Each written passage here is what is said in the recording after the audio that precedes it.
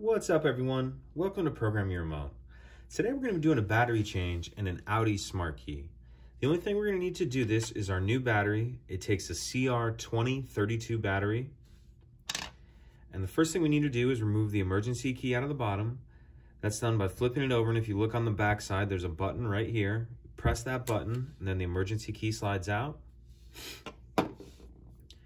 And then on the bottom here in this part, there's actually, on the front, there's another button right here. And then there's still this button on the back that we first pressed to get the emergency key out. We're gonna press both of these buttons. So you're gonna squeeze like that, and then this part will pull out.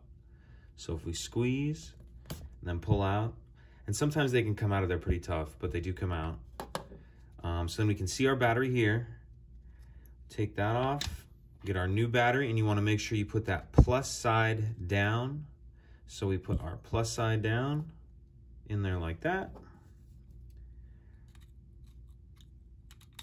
Slide that back in there. Put our key back in, press the button, we see it lighten up there, and that's it, pretty simple. If you could take a second to like and subscribe, it helps us out and I'd appreciate it. Thank you.